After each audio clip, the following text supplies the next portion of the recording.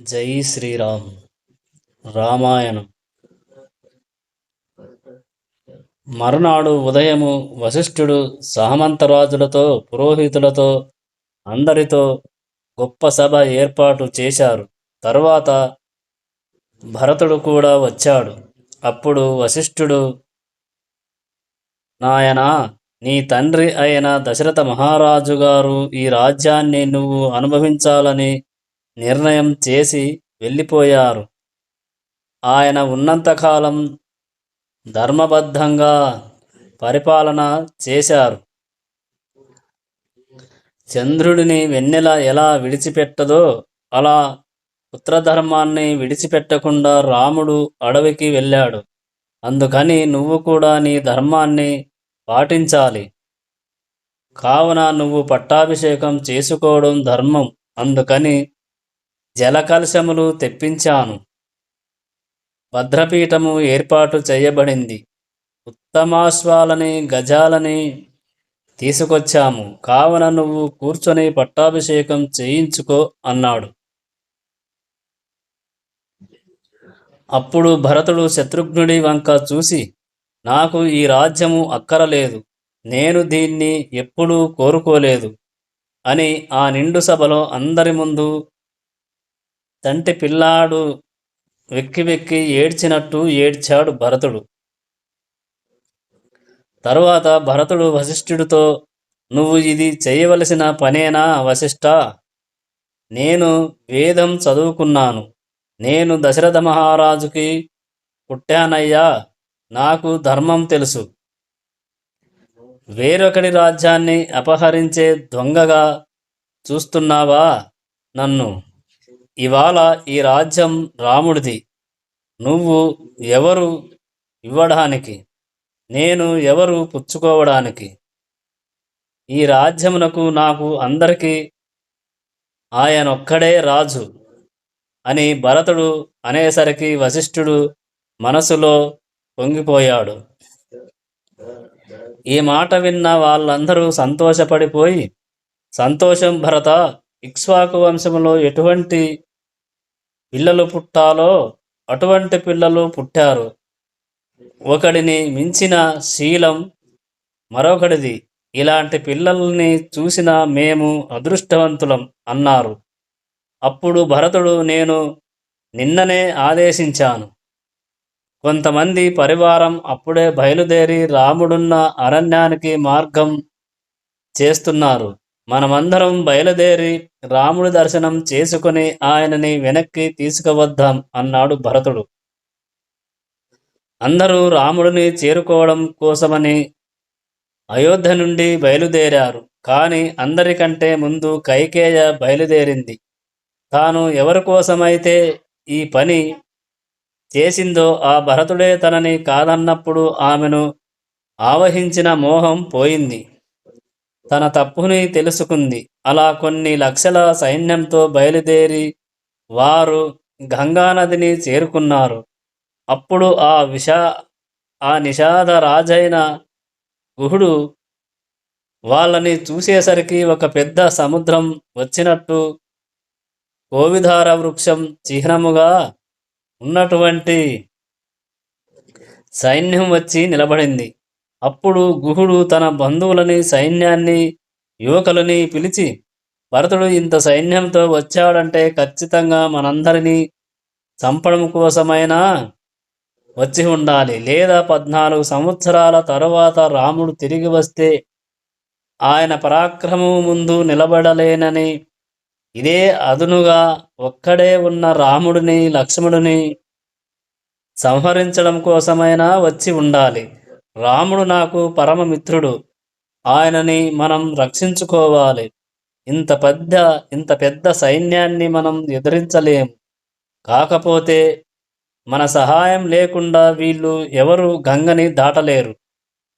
అందుకని 500 పడవలని ఈ సైన్యం అంతా వెళ్ళడానికి సిద్ధం చెయ్యండి. మీరందరూ కూడా ఒక్కొక్క పడవలో 100 మంది చొప్పున కవచాలు పట్టుకొని, ఆయుధాలు పట్టుకొని నిలబడండి. నేను ఏమీ ఎరుగని వాడిలా భరతుడి దగ్గరకు వెళ్ళి, నువ్వు రాముడిని కలుసుకోవడానికి వెళుతున్నావా, రాముడిని సంహరించడానికి వెళుతున్నావా అని అడుగుతాను. ఒకవేళ రాముడిని సంహరించడానికే భరతుడు వచ్చి ఉంటే పడవలలో గంగని దాటిస్తామని చెప్పి పడవ ఎక్కించి గంగ మధ్యలో ముంచేద్దాము. ఒకవేళ రాముడిని కలుసుకోవడానికే భరతుడు వచ్చి ఉంటే రాముడు ఎక్కడున్నాడో చెప్పి వాళ్ళతో నేను కూడా వెళతాను అన్నాడు గుహుడు.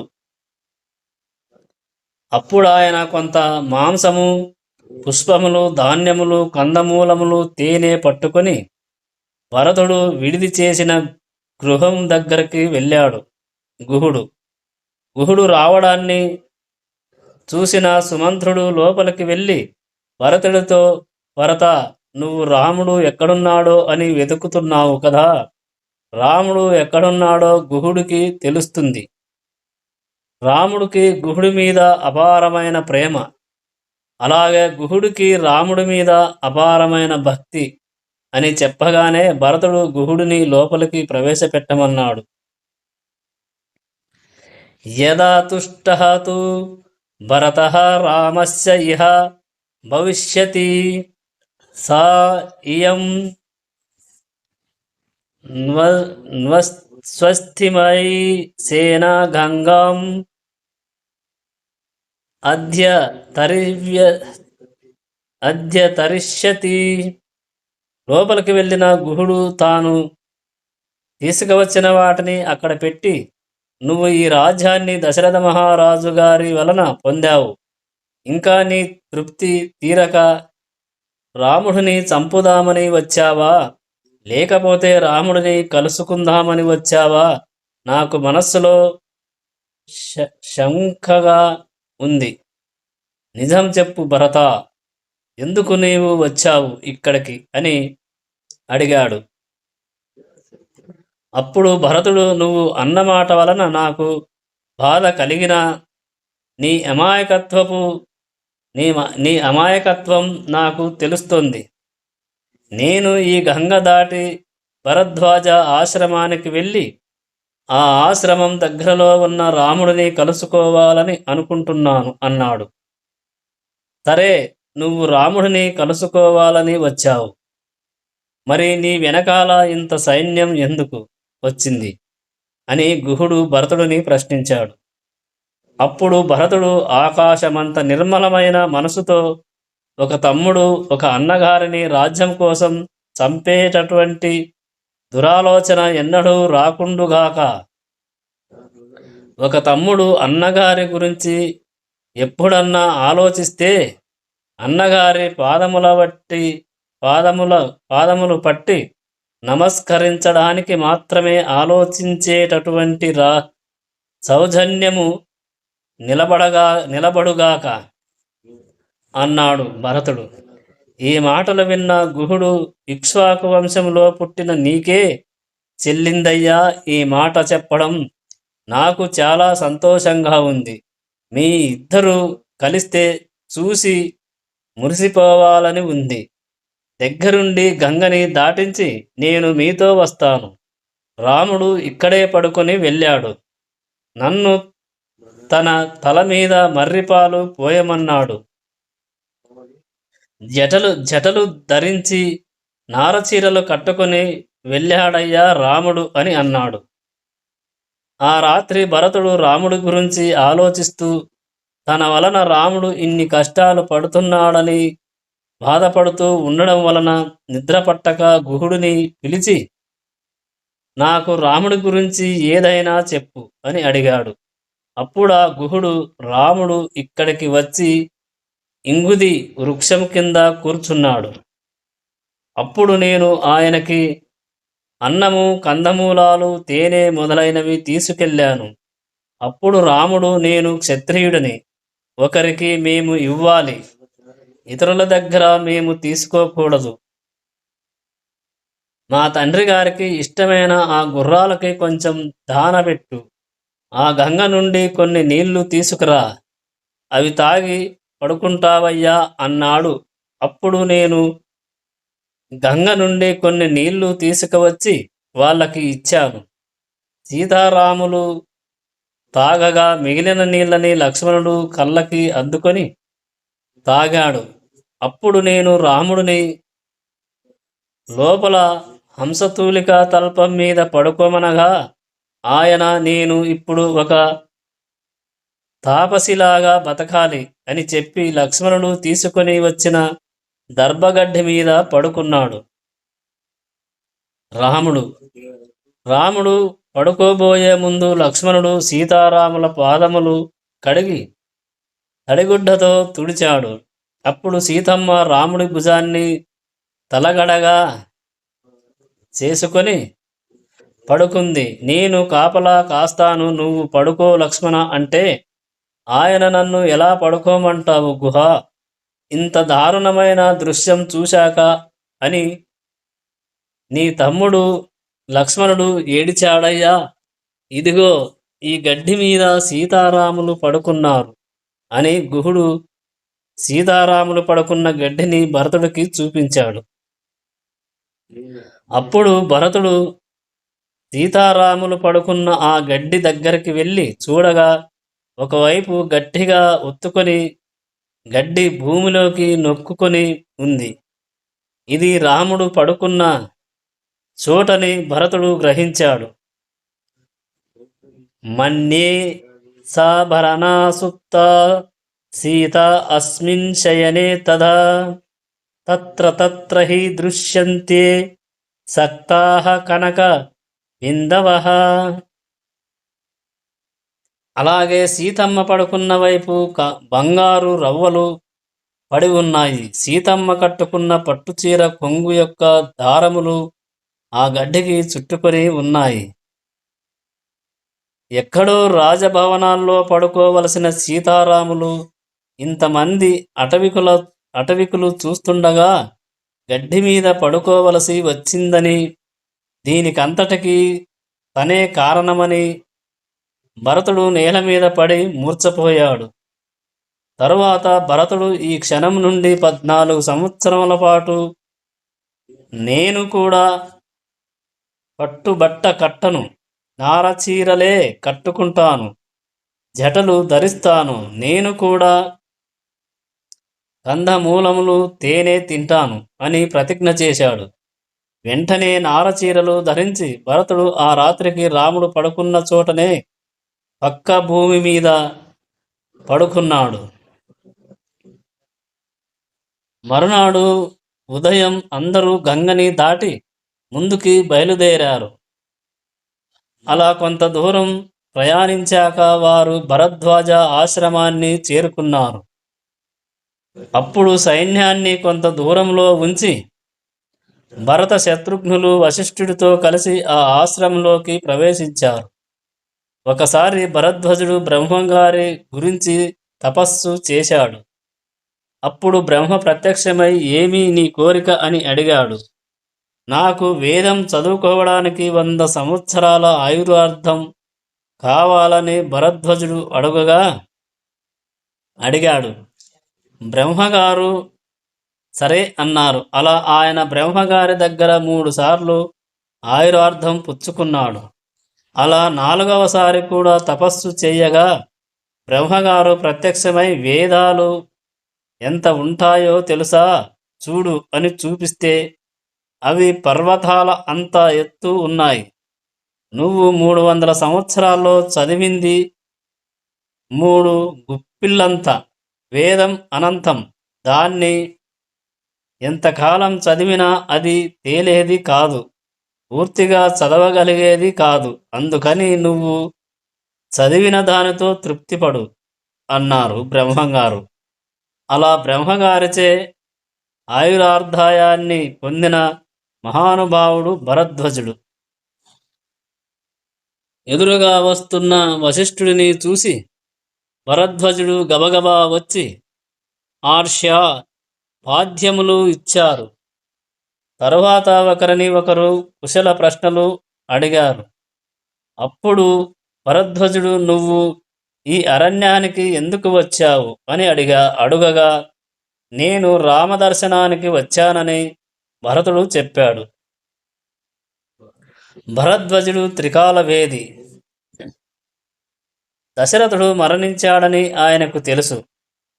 అప్పుడు భరద్వాజుడు, మీ తండ్రి గారు 14 సంవత్సరములు రాముడిని అరణ్యాలకు పంపించి నీకు రాజ్యం ఇచ్చారు. ఆ రాజ్యాన్ని పరిపాలించుకునే స్థితిలో నువ్వు ఉన్నావు. అయినా కానీ ఇంత సైన్యాన్ని తీసుకొని అరణ్యానికి వచ్చావు. మహాపాపకార్యమైన రామహత్య కోసమని నువ్వు వచ్చావని నాకు మనసులో శంకగా ఉంది అని అన్నాడు భరద్వాజుడు. హతో అస్మి యధి మాం ఏవం భగవాన్ అపి మత్స్యతే మత్తో న దోషం అశంఖేరణ ఏవం మాం అనుషాదీహి.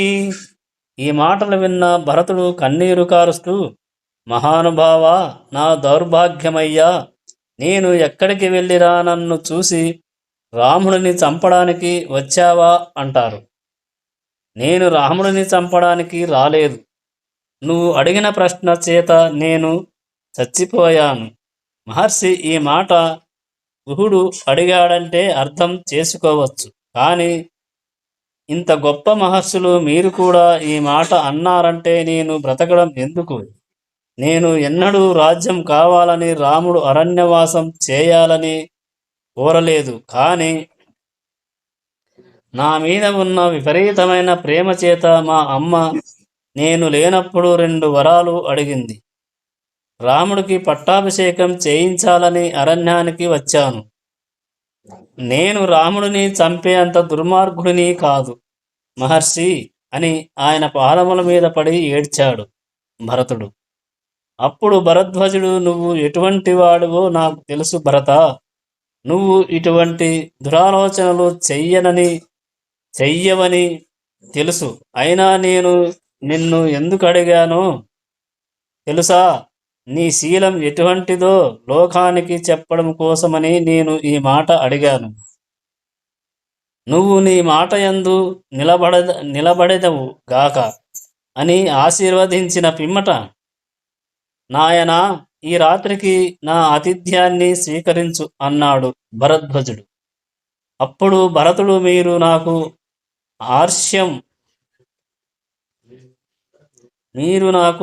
ఆర్ఘ్యం పాద్యం ఇచ్చారు. నాకు ఇంతకన్నా ఏమి కావాలి? నాకు ఏమీ వద్దు అన్నాడు. మరి నీ సైన్యాన్ని ఎక్కడ పెట్టావు అని భరద్వాజుడు అడుగగా, సైన్యాన్ని ఇక్కడకు తీసుకువస్తే ఆశ్రమం పాడవుతుందని వాళ్ళని దూరంగా పెట్టాను అని భరతుడు అన్నాడు. అప్పుడు భరద్వాజుడు, అంత దూరంగా ఎందుకు పెట్టావయ్యా? ఇవాళ నేను ఆతిథ్యం ఇవ్వాలని అనుకుంటున్నాను. కావున నువ్వు నా ఆతిథ్యాన్ని తీసుకొని వెళ్లాల్సిందే. నీ గుర్రాలకి, ఏనుగులకి, ఒంటెలకి, సైన్యానికి, పురోహితులకి, మంత్రులకి, నీ తల్లులకి ఎటువంటి ఆతిథ్యం ఇవ్వాలో అటువంటి ఆతిథ్యం ఇస్తాను అన్నాడు భరద్వాజుడు.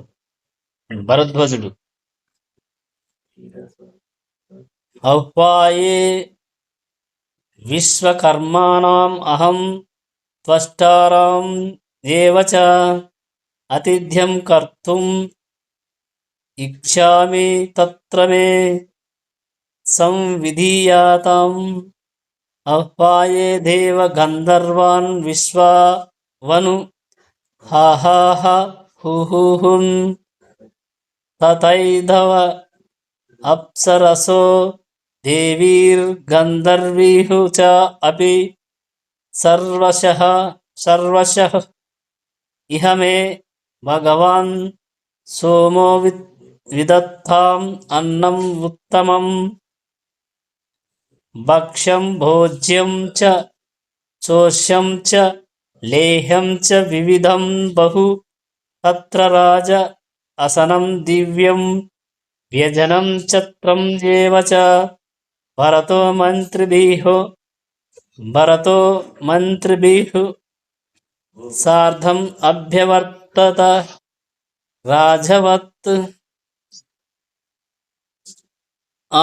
అప్పుడు భరద్వాజ మహర్షి ఆచమనం చేసి విశ్వకర్మని త్వష్టిని ప్రార్థన చేసి ఇక్కడికి రాజకుమారులైన భరత శత్రుఘ్నులు వచ్చారు.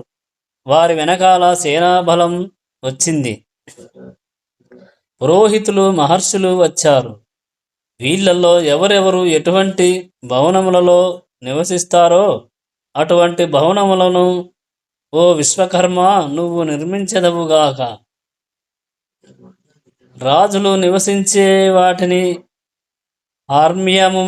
హార్యమములు, బాగా డబ్బున్నవారు ఉండే వాటిని ప్రసాదములు అని అంటారు. విశ్వకర్మ ఉత్తర దక్షిణంలో ఎవరికి కావలసిన భవనాన్ని వాళ్లకు నిర్మించాడు.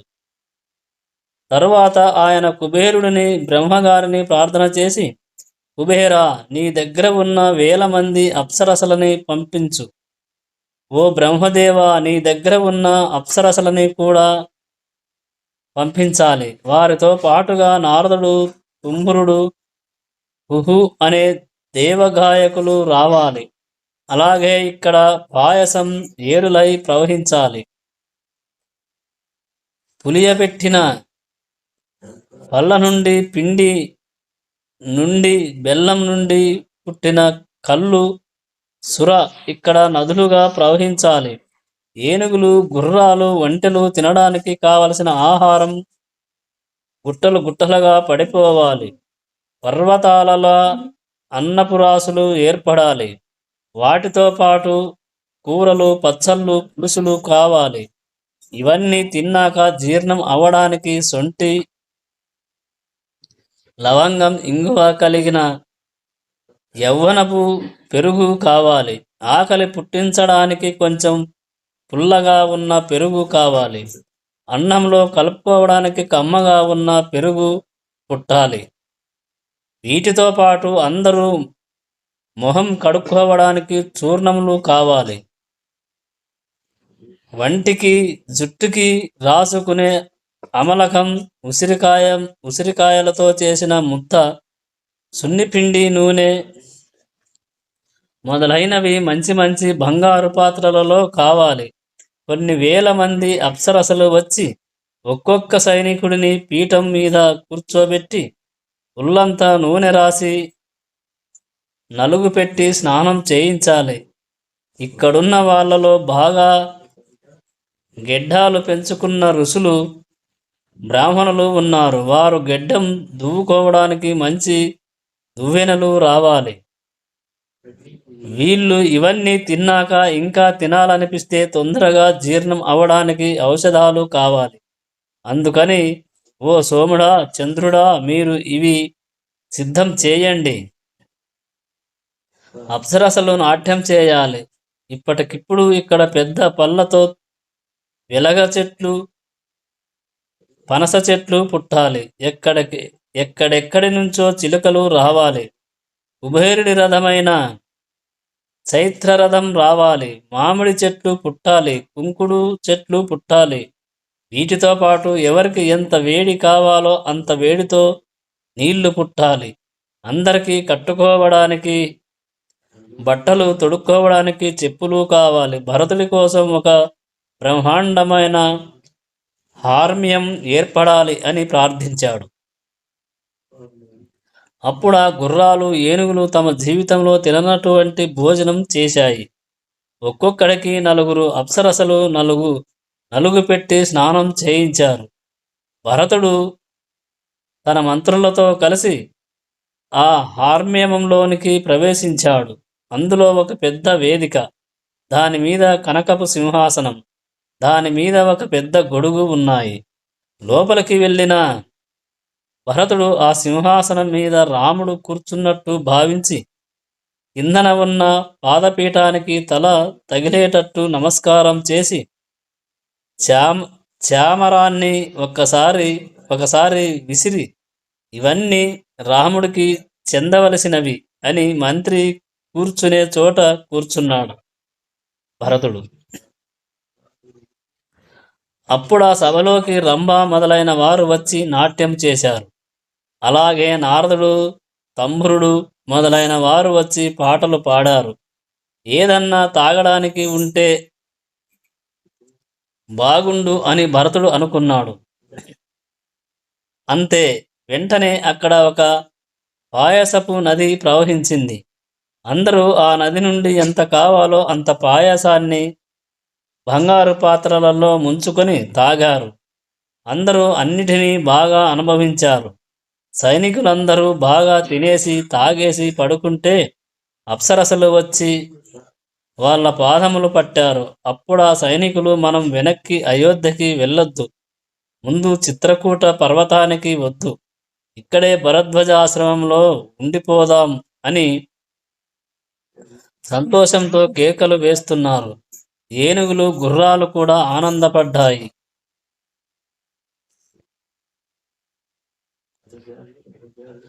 మరునాడు తెల్లవారేసరికి అన్నీ అదృశ్యమైపోయాయి. తరువాత భరతుడు, కౌసల్య, సుమిత్ర, కైకేయి వచ్చి భరద్వాజ మహర్షి పాదాలకి నమస్కారం చేశారు. అప్పుడు భరద్వాజుడు భరతుడిని దగ్గరకు పిలిచి, వీళ్ళు ముగ్గురు మీ అమ్మలు కదా, వీళ్ళల్లో ఎవరు ఎవరో నాకు చెప్తావా అన్నాడు. అప్పుడు భరతుడు సుమిత్ర చెయ్యి పట్టుకొని, ఉన్న ఈ అమ్మ సింహంలా నడవగలిగిన నాడు అతిథి దాతని కన్నట్టు రామచంద్రుడిని కన్న తల్లి మా అమ్మ కౌసల్య. వీరులు పరాక్రమవంతులైన లక్ష్మణ శత్రుఘ్నులను కన్న తల్లి ఈ సుమిత్ర. రాముడు అరణ్యవాసానికి వెళ్ళడానికి కారణమైనది, కట్టుకున్న భర్త మరణించడానికి కారణమైన దుష్ట చరిత్ర కలిగినటువంటిది, ఎప్పుడూ కోరికలు కోరుతూ క్రోధంగా ఉండేటటువంటి ఈ కైకేయ నా తల్లి అని అన్నాడు భరతుడు.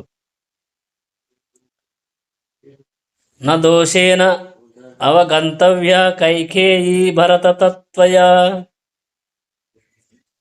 రామ ప్రవ్రజానం ఎతత్ సుఖ ఉదర్కం భవిష్యతి దేవానాం దానవానాం చ ఋషీణాం భావితాత్మానాం హితమేవ భవిష్యద్ధి రామ ప్రవ్రజానాదిహ.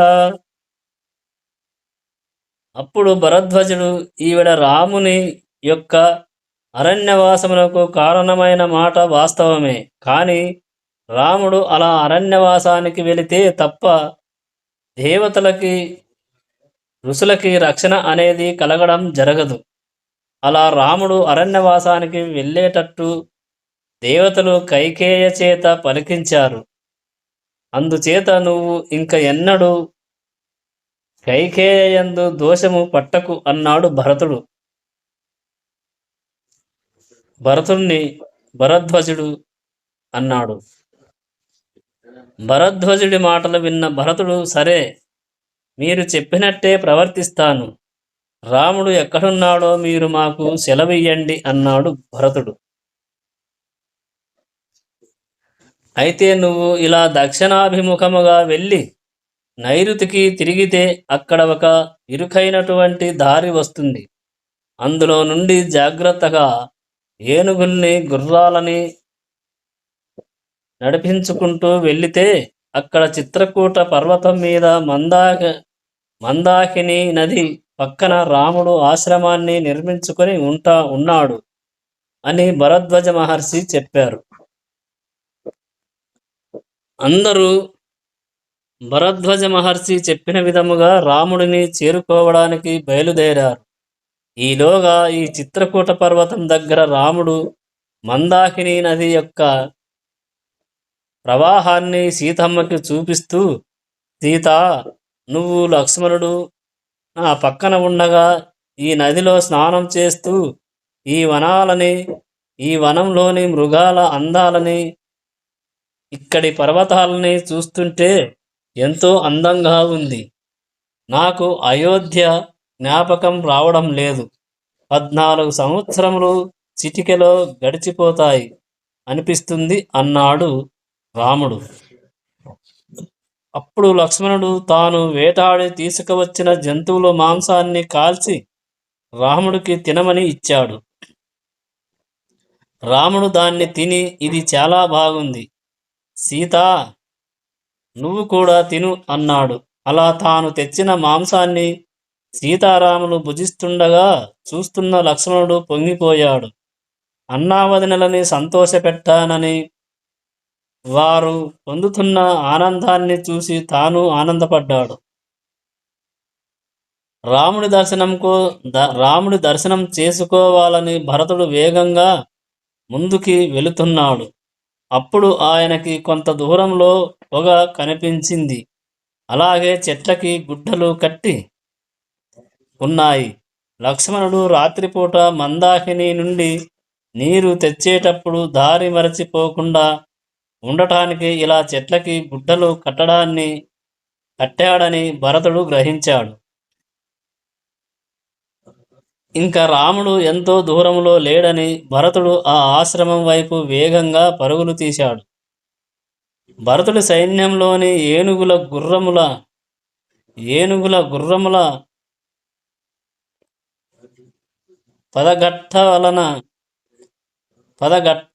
పదగట్టనలని విన్న రాముడు ఇంతకు ముందు ఎన్నడూ ఇలా లేదు.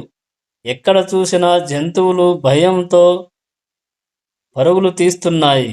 ఎవరో ఒక రాజో లేక ఒక రాజ ప్రతినిధో అరణ్యానికి వేటకు వచ్చినట్టు అనుమానంగా ఉంది అని లక్ష్మణుడిని పిలిచి ఒకసారి పరిశీలించి రమ్మన్నాడు.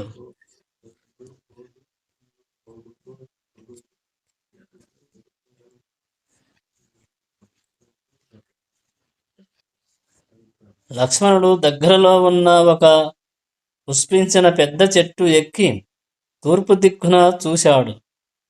ఆ దిక్కున ఆయనకి ఏమీ కనబడలేదు. తర్వాత ఉత్తర దిక్కుకి చూసేసరికి కోవిదార వృక్షం ధ్వజంగా కలిగినటువంటి ఒక పెద్ద సైన్యం కనబడింది. అప్పుడు లక్ష్మణుడు రాముడితో అగ్నిం సంశమయతు ఆర్యః సీతా చ భజతాం గుహాం సజ్జం కురుష్య చాపం చ శరాంహ చ కవచం తథా. అన్నయ్య, వెంటనే మన దగ్గరున్న అగ్నిహోత్రాలన్నిటినీ తగ్గించి చేసేయి. లోపలున్న బాణాలు ధనస్సులను అక్షయ బాణా తూనిరాలు పట్టుకొని తొందరగా వస్తే మనం యుద్ధం చేయాలి.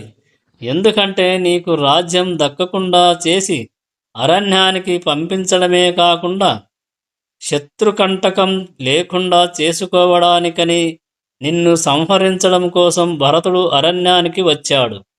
ఇంతకన్నా మంచి అదును దొరకదు. ఇంతకాలం దాచుకున్న కోపాన్ని ఇప్పుడు బయట పెడతాను.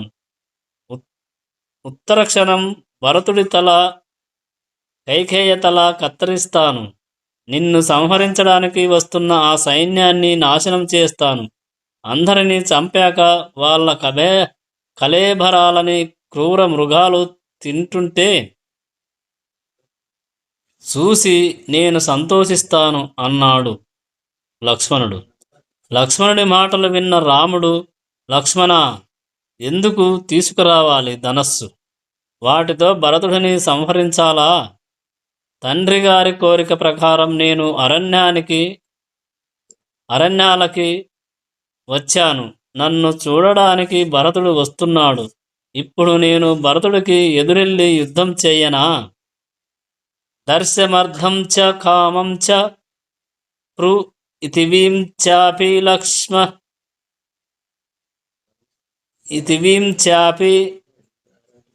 లక్షన్ ఇచ్వామి భవతామర్థే ఏతత్ ప్రతి ఇనోమితే.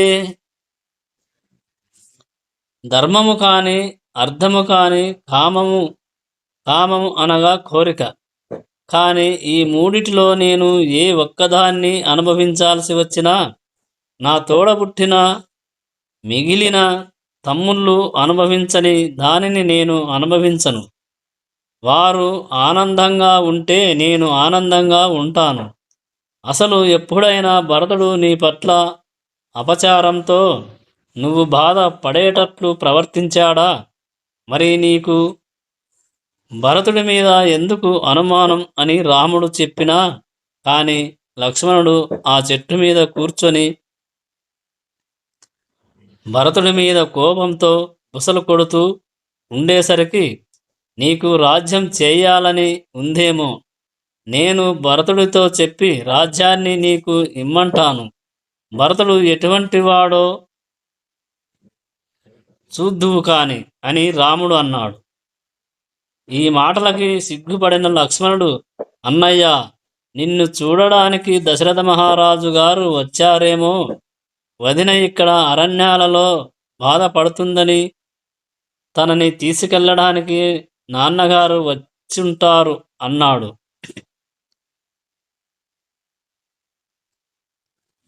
అప్పటిదాకా కూర్చొని ఉన్న రాముడు ఒకసారి పైకి లేచి ఆ సైన్యం వైపు చూసి, నాన్నగారు అధిరోహించేటటువంటి శత్రుంజయం అనే భద్రగజం కనిపిస్తుంది. ఆ భద్రగజం మీద తెల్లటి గొడుగు నీడలో నాన్నగారు వస్తుంటారు.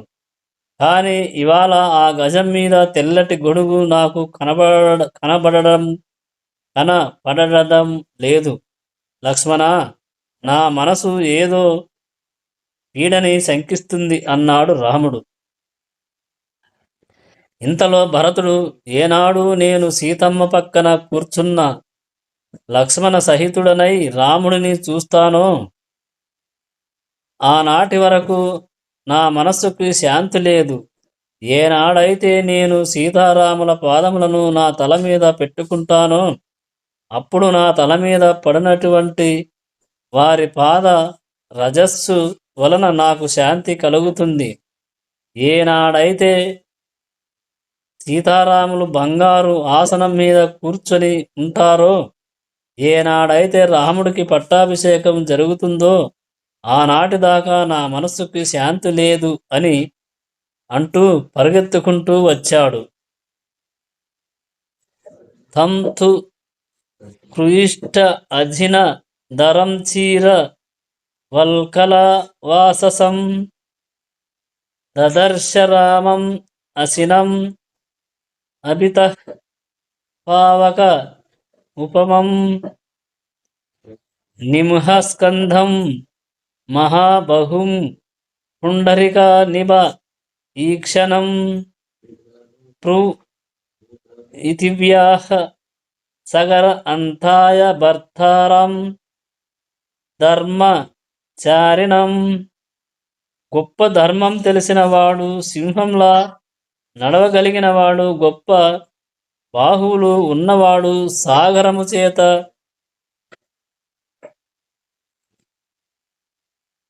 పరివేష్టింపబడినటువంటి సమస్త భూమండలాన్ని పరిపాలించగల సమర్థత కలిగిన వాడైన రాముడు ఈనాడు నారచీర కట్టుకొని ఒక ముని కూర్చున్నట్టు కృష్ణా జినాన్ని పైన ఉత్తరీయంగా వేసుకొని వీరాసనం వేసుకొని కూర్చునేసరికి చూసిన భరతుడి మనస్సు ఆగలేదు. నా వలన అన్నగారికి ఇన్ని కష్టాలు వచ్చాయని పరిగెత్తుకుంటూ వస్తూ రామా అని ఒకసారి పిలిచి శోకభారంతో నేల మీద పడిపోయాడు. అప్పుడు భరతుడు రాముడిని చూసేసరికి ఆయన శరీరమంతా మట్టితో కప్పబడి ఉంది. రాజభవనంలో చీనాంబరాలు కట్టుకొని అంగరాగములు గంధము మొదలైన పరిమళ భరితములు పూసుకొని తిరగవలసిన వాడు ఇలా మట్టితో కప్పబడడం చూసి భరతుడు కన్నీరు పెట్టుకున్నాడు. ఆ అరణ్యంలోకి ఒకేసారి ఇంత గొప్ప సైన్యం వచ్చేసరికి ఆ ప్రాంతంలో ఉన్నటువంటి గిరిజనులు అందరూ అక్కడికి చేరి, ఈ మధ్య పర్ణశాల కట్టుకొని ఉంటున్నాయన తమ్ముడంట, ఈయన ఆయన రాజు అంట, తండ్రి మాట కోసం అరణ్యానికి వచ్చాడంట, రాజ్యం వద్దని ఆ అన్నయ్యని తీసుకెళ్ళడానికి తమ్ముడు వచ్చాడంట. ఎక్కడైనా చూశామా ఈ విడ్డూరం? రాజ్యం నాకు వద్దంటే నాకు వద్దని దెబ్బలాడుకుంటున్నారు. ఆహా! ఏమి అన్నదమ్ములయ్యా అని ఆ గిరిజనులు మాట్లాడుకుంటున్నారు. అప్పుడు రాముడు పరుగు పరుగున వచ్చి భరతుడిని పైకి లేపి స్వస్థత కలిగిన తరువాత తన ఒళ్ళో కూర్చోబెట్టుకున్నాడు. తరువాత ఆయన భరతుడిని గడ్డం పట్టుకొని పైకి ఎత్తి, నాన్నా భరతా, ఈ వేషం ఏంటి? నారచీరలు కట్టుకున్నావు, తలకి జట్టలు వేశావు, కాంతిహీనుడవైపోయి నల్లగా అయిపోయావు. చాలా దూరంలో ఉన్న మీ మేనమామ యుధాజిత్తు యుధాజిత్తు గారి కైకేయ దేశం నుండి ఎప్పుడు వచ్చావు? అసలు నువ్వు రాజ్యాన్ని విడిచిపెట్టి అరణ్యాలకి వస్తుంటే దశరథుడు నిన్ను ఎలా విడిచిపెట్టాడు? నాకు ఎందుకో భయంగా ఉంది. దశరథ మహారాజు పరలోక గతుడు కాలేదు కదా, అందుకని నువ్వు రాలేదు కదా. చిన్నవాడివి చేసి చిన్నవాడిని చేసి రాజ్యాన్ని ఎవరు తస్కరించలేదు కదా, నీకు ఎటువంటి ఆపద రాలేదు కదా అని రాముడు అడిగాడు. పురోహితులని సరైన వాళ్ళని పెట్టుకున్నావా? యజ్ఞ యాగాది క్రతువులు చేయడం వలనే ఈశ్వరుడి కృప లభించి వేలకి వర్షాలు పడతాయి. ధనుర్వేదానికి సంబంధించి సరైన పురోహితుడిని ఏర్పాటు చేసుకున్నావా? ఎక్కువ మంది మంత్రులతో మాట్లాడి నిర్ణయం తీసుకుంటే అనైక్యత వస్తుంది. అలాగని తక్కువ మంది మంత్రులతో మాట్లాడి నిర్ణయం తీసుకుంటే సరైన అభిప్రాయం బయటకు రాకపోవచ్చు. నువ్వు వాళ్ళ మీద గద్దిస్తే వారు నిన్ను చూసి భయపడవచ్చు. అలాగని అందరినీ నీ దగ్గర చేర్చుకుంటే వాళ్ళకి నీ మీద భయం పోవచ్చు. అందుకని వారిని ఎప్పుడు నీ దగ్గరికి చేర్చుకోవాలో, ఎప్పుడు దూరం పెట్టాలో ఈ రెండింటిలో సమతౌల్యాన్ని పాటిస్తున్నావా?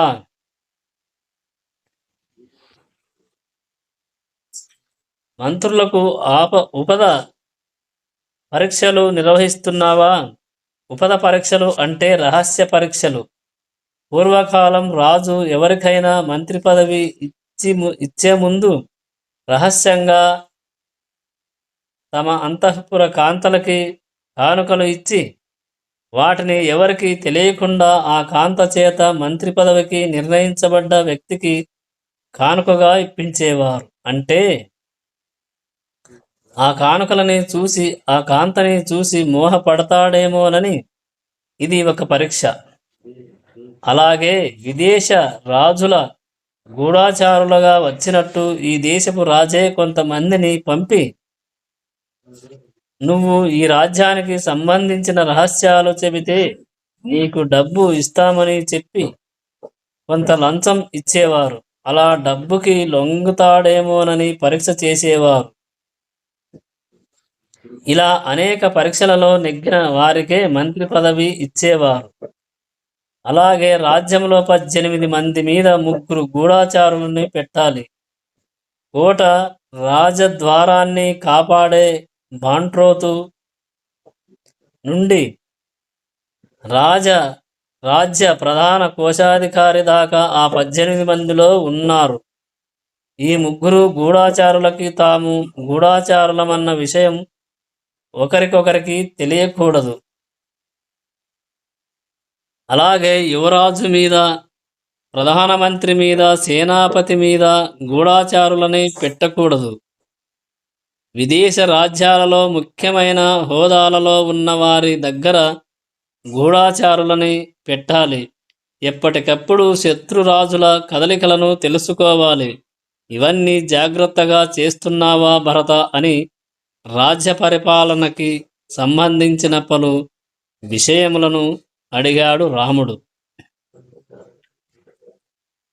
రామస్య వచనం గృత్వా రామస్య వచనం శ్రుత్వా భరతః ప్రత్యువాచ కిం మే ధర్మాద్విహీనస్య రాజధర్మః కరిష్యతి. రాముడి మాటలు విన్న భరతుడు, అన్నయ్య, నువ్వు నాకు ఇవన్నీ చెప్పినందుకు నాకు చాలా సంతోషంగా ఉంది. కానీ నాకు ఎందుకు అన్నయ్య ఈ ధర్మాలన్నీ ఈ ధర్మాలన్నీ రాజుకి కావాలి. నేను రాజుని కాను, ఎప్పటికీ రాజుని కాను. కానీ అన్నయ్య, మన వంశంలో ఉన్న సాంప్రదాయం ప్రకారం ఎవరు పెద్ద కొడుకుగా జన్మిస్తాడో వాడు మాత్రమే పట్టాభిషేకం చేయించుకోవాలి. నాకు ఈ ధర్మం ఒక్కటే తెలుసు. నాకన్నా పెద్దవాడివి నువ్వు ఉండగా నేను రాజధర్మాలు తెలుసుకోవలసిన అవసరమూ లేదు. అందుకని నేను ఎప్పుడూ ఆ రాజ ధర్మాలని తెలుసుకోలేదు. నీ దగ్గరికి ఒకరు వచ్చి అడిగితేనే నువ్వు కాదనలేవు. అలాంటిది రాజ్యం అంతా వచ్చి నిన్ను అడుగుతోంది పట్టాభిషేకం చేసుకోమని. నువ్వు వాళ్ళ కోరిక తీర్చకుండా ఎలా ఉండగలవు? అందుకని తిరిగొచ్చి పట్టాభిషేకం చేసుకో. నేను లేనప్పుడు మా అమ్మ దశరథ మహారాజుని 2 కోరికలని అడిగింది. సత్యానికి కట్టుబడి దశరథుడు ఆ 2 కోరికలని తీరుస్తాను అన్నాడు.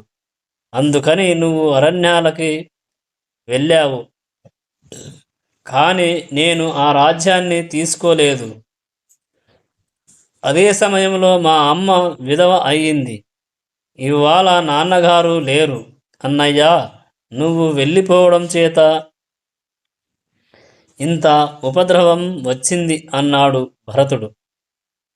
ఈ మాట విన్న రాముడు కూర్చున్న చోట నుంచే కింద నేల మీద పడి మూర్చపోయి, అది మట్టి అని కూడా చూడకుండా తండ్రిని తలుచుకొని ఆ మట్టిలో దొర్లుతూ ఏడుస్తున్నాడు.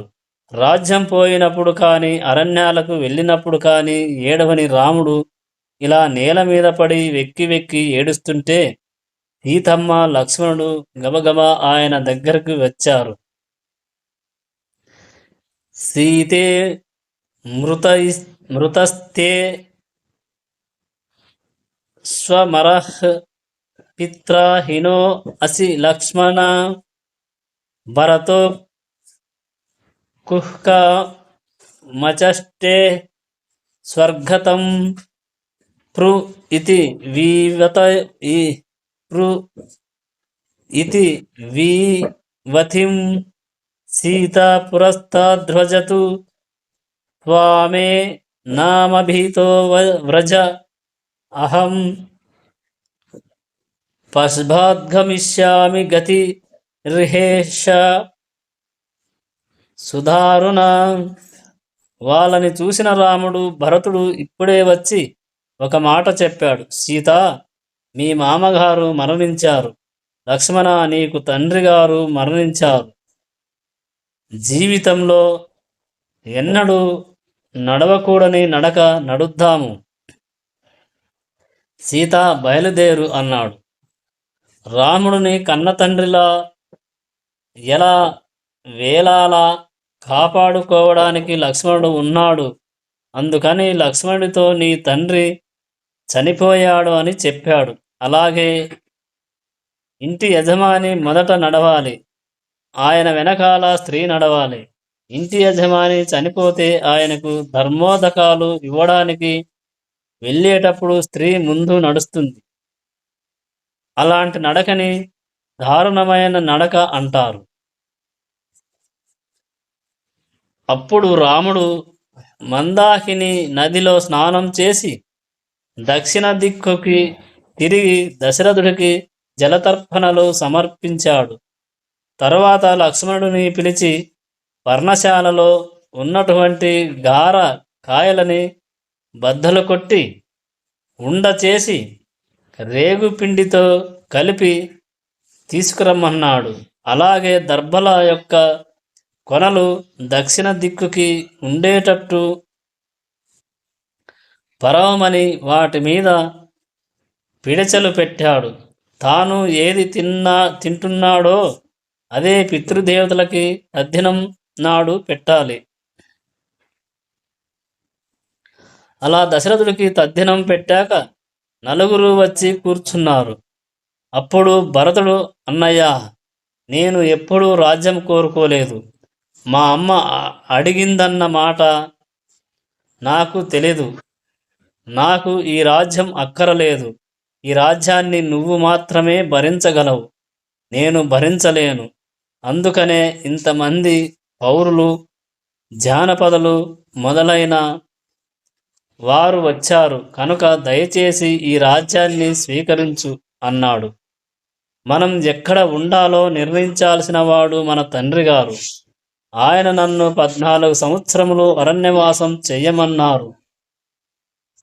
నిన్ను రాజ్యం తీసుకోమన్నారు.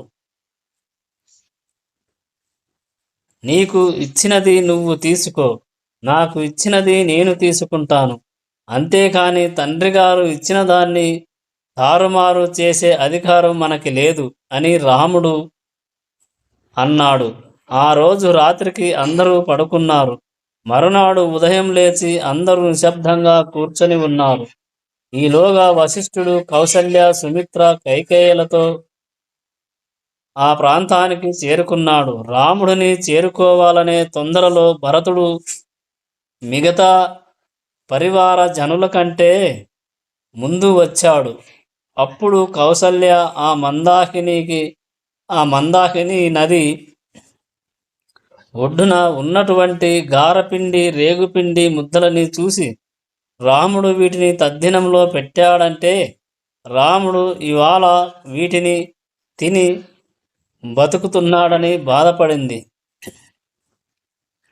అందరూ అక్కడికి చేరుకున్నాక భరతుడు లేచి, అన్నయ్య, ఏ రాజ్యాన్ని మా అమ్మ నాకు ఇవ్వాలనుకుందో ఆ రాజ్యాన్ని నేను నీకు ఇచ్చేస్తున్నాను. గాడిద, గుర్రం, 4 కాళ్ళ జంతువులు ఒకే అరణ్యంలో ఉంటాయి. అలా ఉన్నంత మాత్రాన గుర్రం నడక గాడిదకి వస్తుందా? మనిద్దరము దశరథ మహారాజు కుమారులమే. కానీ రాజ్య నిర్వహణలో నీకున్న శక్తి నాకు ఎలా వస్తుంది? అందుకని ఈ రాజ్యభారాన్ని నువ్వే స్వీకరించు అన్నాడు భరతుడు. అప్పుడు రాముడు, ఒక మహాసముద్రంలో 2 పుల్లలు కొట్టుకొని వెళుతున్నాయి. అవి కొంతకాలం కలిసి నీళ్లల్లో తేలుతూ వెళతాయి. అవే పుల్లలు ఆ ప్రవాహంలో ఏదో ఒకరోజు విడిపోక తప్పదు. మన జీవితాలు కూడా అంతే. మనం ఎందులో నుండి ఒకడిగా వచ్చామో మళ్ళీ అందులోకే ఒక్కడిగానే వెళ్ళిపోతాము. తోడుగా వచ్చేవారు ఎవరూ ఉండరు. ఇది తెలుసు కాబట్టే దశరథ మహారాజు యజ్ఞయాగాది క్రతువులు చేసి పుణ్యాన్ని మూట కట్టుకొని స్వర్గానికి వెళ్ళిపోయారు. తండ్రి గారు ఒక మాట చెప్పి వెళ్ళిపోయారు. దాని ప్రకారం ఈ రాజ్యాన్ని నువ్వు తీసుకోవాలి అన్నాడు. అప్పుడు భరతుడు, అన్నయ్య, నేను నా తల్లిని చంపుదాము అని అనుకున్నాను. అమ్మని చంపితే నువ్వు నాతో మాట్లాడవని నేను చంపలేదు. సభాముఖముగా నాన్నగారిని నేను ఎప్పుడూ నిందించలేదు. మరణకాలం దగ్గర పడిపోతుంటే బుద్ధి విపరీతత్వాన్ని పొందుతుంది. బహుశా దశరథ మహారాజుకి కూడా అలా విపరీత బుద్ధి పుట్టడం వలన ఆయన ఒక పొరపాటు పని చేశారు. ఇక్ష్వాకు వంశంలో యొక్క సాంప్రదాయం ప్రకారం పెద్దవాడు పరిపాలించవలసిన రాజ్యాన్ని ధర్మం తప్పి నాకు ఇచ్చారు. ఒకవేళ తండ్రి గారు ఏదన్నా చెయ్యరాని పని చేస్తే కుమారుడు దానిని దిద్దాలి. అందుకని నువ్వు ఆ పొరపాటుని దిద్దాలి. అలాగే క్షత్రియుడికి రాజ్యపాలనం చేయవలసిన ధర్మం ఉంది. కానీ నువ్వు రాజ్యపాలనం మానేసి తాపసీ వృత్తిని అవలంబించావు అన్నాడు. రామభరతుల మధ్య జరుగుతున్న ఈ ధర్మ సంభాషణని వినడానికి దేవతలు, మహర్షులు మొదలైన వారు వచ్చి నిలబడ్డారు.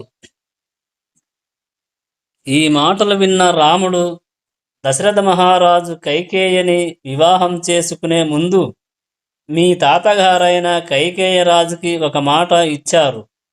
కైకేయ కడుపున ఎవరు పుడతారో వాళ్ళకి రాజ్యం ఇస్తానని నాన్నగారు ప్రమాణం చేశారు. ఈ విషయం వశిష్ఠుడికి, సుమంత్రుడికి తెలుసు. ఈ విషయం తెలిసిన కైకేయ రాజు, వశిష్ఠుడు, సుమంత్రుడు ఊరుకున్నారు. మీ అమ్మ 2 వరాలు అడిగింది, మళ్ళీ ఆ 2 వరాలకి దశరథుడు బద్ధుడయ్యాడు. అందుకని ఎటు నుండి చూసిన రాజ్యం నీకే వస్తుంది. తండ్రిగారు చేసిన దానిలో పొరపాటు ఉంటే నేను దిద్దాలి, కానీ అందులో పొరపాటు లేదు. మనం పుట్టకముందే నాన్నగారు రాజ్యాన్ని నీకు ఇచ్చారు కనుక నువ్వు రాజ్యాన్ని తీసుకోవాలి. త్వం రాజా భవ భరత స్వయం నా నారాణం వన్యానాం అహం అపి రాజరాన్ మృ ఇఘానాం. నువ్వు అయోధ్య పట్టణానికి వెళ్ళిపో. నరులందరికీ నువ్వు రాజుగా ఉండి శ్వేత ఛత్రం కింద కూర్చొని పరిపాలన చెయ్యి. నేను అరణ్యాలకు వెళ్ళి చెట్టు కింద కూర్చొని మృగాలని నేను పరిపాలిస్తాను. అందుకని భరత, నువ్వు వెళ్ళిపో అన్నాడు రాముడు. అప్పుడు దశరథ మహారాజు మంత్రి అయిన జాబాలి లేచి, నేను ఇందాకటి నుండి నీ మాటలు వింటున్నాను రామా. చాలా విచిత్రమైన మాటలు మాట్లాడుతున్నావు. నిన్ను కనేటప్పుడు దశరథుడికి తెలుసా నువ్వు ఇలా పుడతావని? దశరథుడు కాముకతతో తన వీర్యాన్ని ఆయన భార్య అయిన కౌసల్యయందు ప్రవేశపెట్టాడు. కౌసల్య కూడా కాముకతతో దశరథ మహారాజు దగ్గర నుండి వీర్యాన్ని పుచ్చుకొని ఆ శుక్లాన్ని తన శోణితంతో కలిపింది. అప్పుడు ప్రకృతి సిద్ధంగా గర్భం ఏర్పడింది. అందులో నుండి నువ్వు పుట్టావు. తల్లేమిటి, తండ్రేమిటి, నువ్వు పెంచుకున్నావు. ఈ పిచ్చి భక్తి పుట్టిన ప్రతి ప్రాణి తనంతట తాను వెళ్ళిపోతుంది. అప్పుడు ఈ అమ్మతనాలు, నాన్నతనాలు ఏమీ ఉండవు. చనిపోయిన వాళ్ళని పట్టుకొని ఏడిస్తే వారు మాట్లాడుతున్నారా? వెళ్ళిపోయిన వాడి మాటకి కూడా గౌరవమేమిటి? వాళ్ళతో పాటే ఆ మాట కూడా వెళ్ళిపోతుంది. ఇంకా సత్యము, ధర్మము అంటావేంటి? అసలు ఇవన్నీ ఎందుకొచ్చాయో నేను చెప్పనా రామా? ఏదో రకంగా ఇలాంటి పుస్తకాలు రాసేస్తే డబ్బున్న వారి దగ్గర దానాలు ధర్మాలు కొట్టేయచ్చని కొంతమంది ఇలాంటి ధర్మాలని రాశారు. అసలు నిజంగా పితృకార్యాలు, తద్దినాలు లేవు. అన్నీ ఒట్టిదే.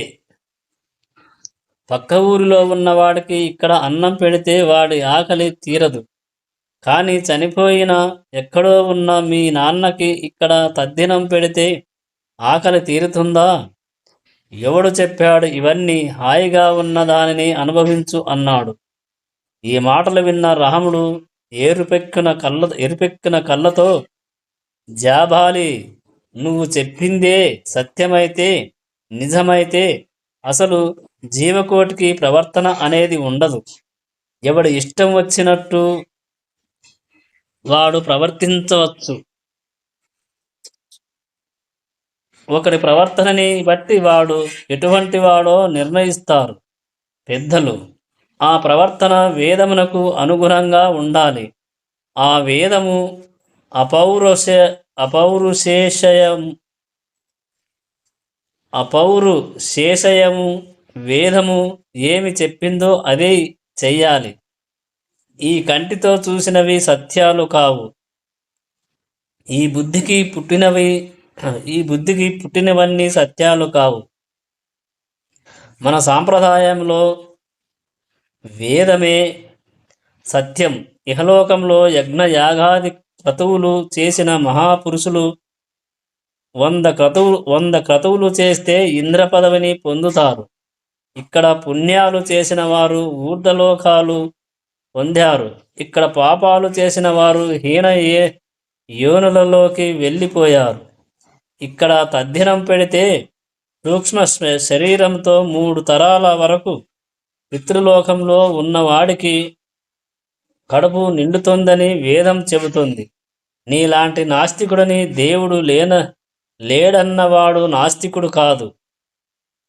నాకు వేదం ప్రమాణం కాదన్నవాడు నాస్తికుడు. ప్రవర్తన తెలియని వాడిని సత్యం ఏవ ఈశ్వరో లోకే సత్యం పద్మా సమాప్రిత సత్యం మూలాని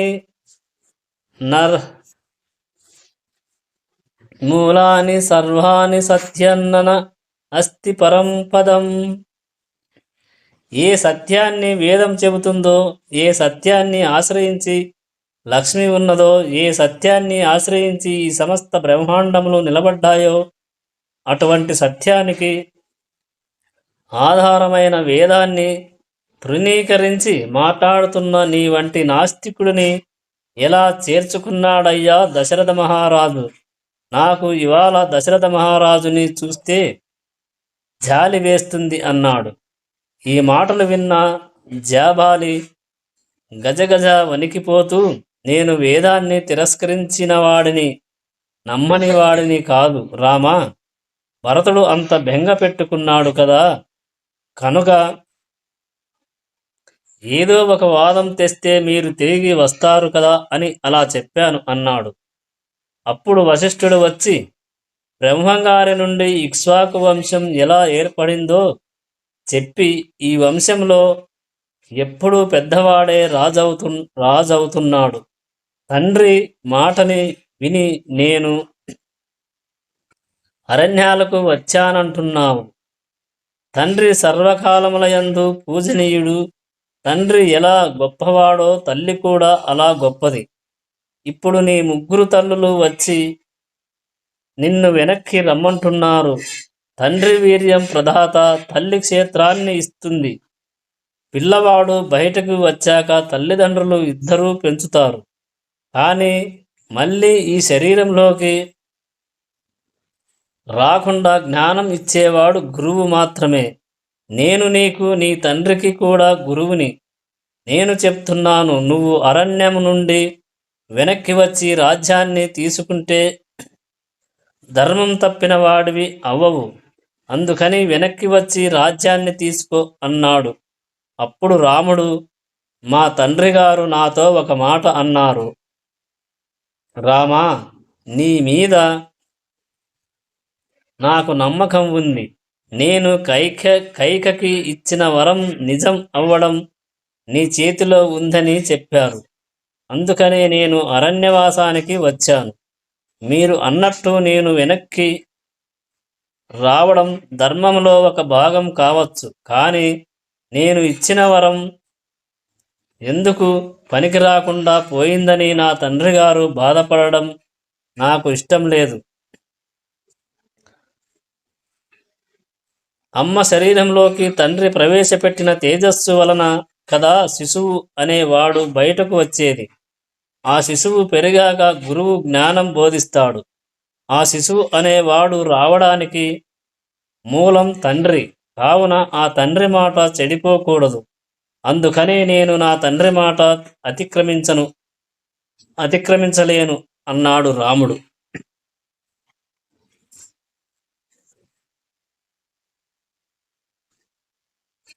జై శ్రీరామ్.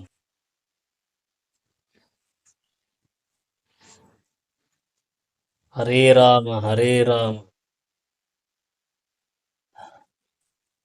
హరే కృష్ణ కృష్ణ కృష్ణ హరే హరే, హరే రామ రామ హరే హరే. శ్రీరామ రామ రామేతి రమే రామే మనోరమే సహస్రనామ తత్తుల్యం రామనామ వరాననే. జై శ్రీరామ్.